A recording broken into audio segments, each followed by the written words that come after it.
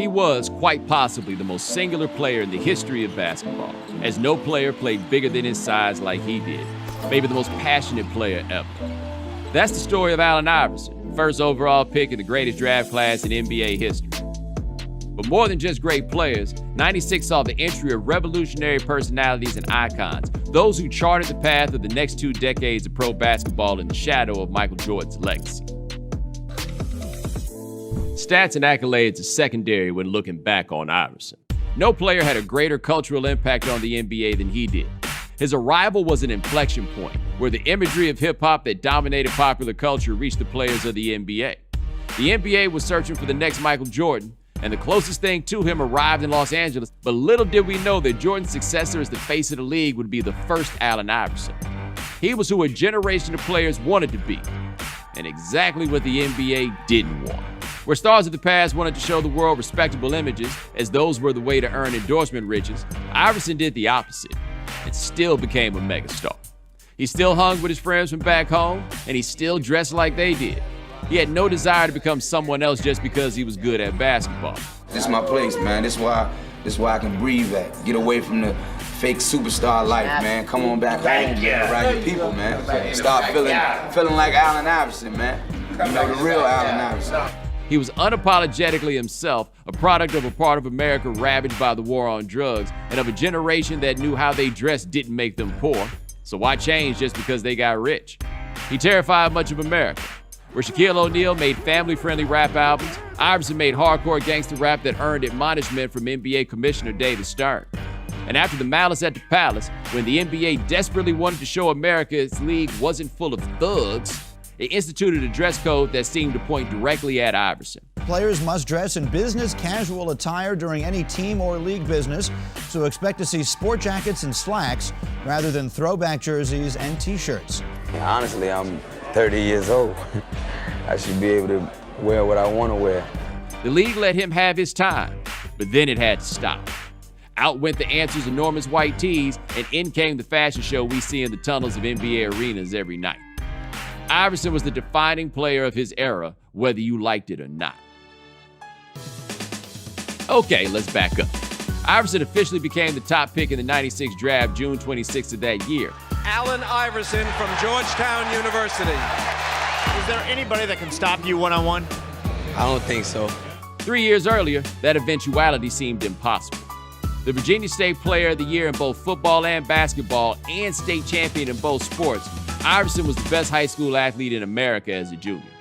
But on Valentine's Day 1993, Iverson and his friends were involved in a fight in a bowling alley in Hampton, Virginia. The particulars of the incident remain unclear, but Iverson was arrested and, at age 17, tried as an adult for a charge intended to protect black Virginians from lynching. Instead, it yielded Iverson a 15-year prison sentence with 10 years suspended. After 4 months behind bars, Iverson was granted clemency by Governor Doug Wilder and, in 1995, had his conviction overturned. This is how America was introduced to Iverson, but they got to know him when, after a desperate plea from Iverson's mother, John Thompson agreed to take Iverson on Georgetown's basketball team.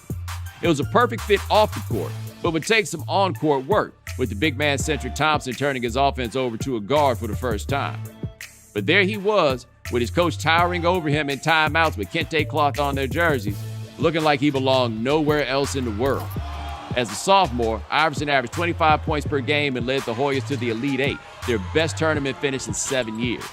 Needing money to support his family, Iverson became the first Georgetown player to declare for the draft before exhausting his eligibility. And that clears the way for Allen Iverson to become a 76er. Congratulations, you're number one. All right, thanks a lot.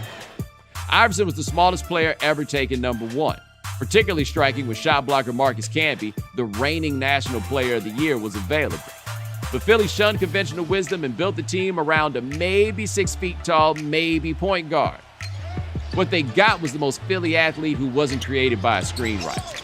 In one of those towns that thinks they work harder than everybody else, they had a player who worked harder than them.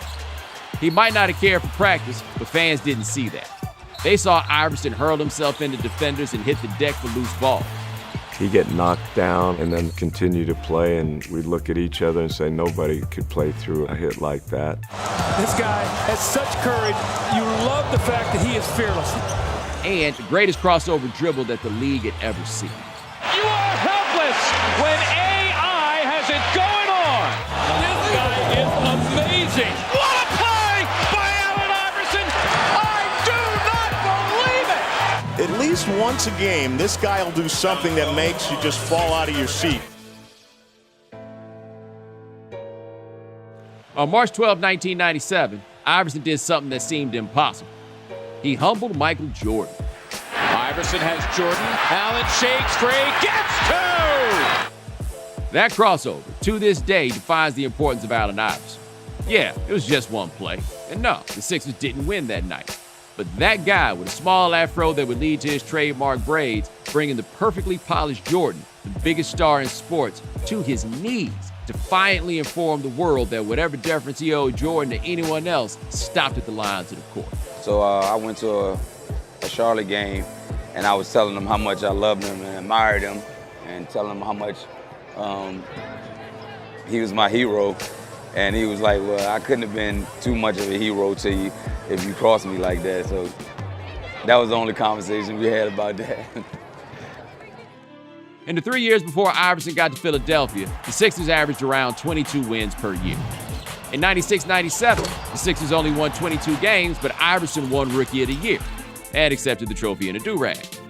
It wasn't until the lockout season in 1999 that Iverson and the Sixers finished above 500 and went to the playoffs, but they won in the first round.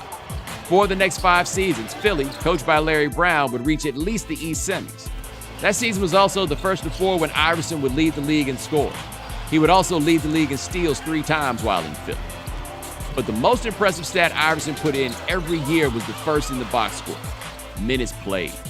Iverson was generously listed at 6 feet, 165 pounds. And though much of his game centered around drawing contact, enduring punishment, and racking up free throw attempts, Iverson averaged over 39 minutes per game his first 12 seasons, leading the league 7 times. Pound for pound, the game never saw a greater warrior. But the year was 2001. This was the year the Sixers finally figured out how to build around Iverson, ditching plans to give him a second score and making the offense all about Iverson shooting and passing, and everyone else, Kemba Mutombo, Aaron McKie, Eric Snow, and others, doing everything else. It was probably Brown's greatest coaching performance, and it got Philly to the NBA Finals for the first time in 18 years. The 76ers are the Eastern Conference champions, and Allen Iverson stamps his name in the annals of greatness. The Sixers lost to the Lakers in 5 in the finals, but simply making it was a triumph that validated Iverson's career like championships do for others. The moment he stepped over Tyronn Lue in Game 1 of the 2001 Finals is cemented in NBA lore. Baseline right, he backs up, he fires 2 ball, got it again! He's way too good! Steps over Tyronn Lue.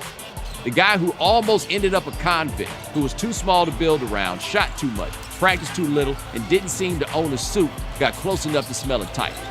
He was not an NBA champion, but that season he won over much of America, who got to see what made Philly love him so much. The fire, passion, and showmanship that Iverson exuded got his team farther than anyone expected. After all those years, he became a made man.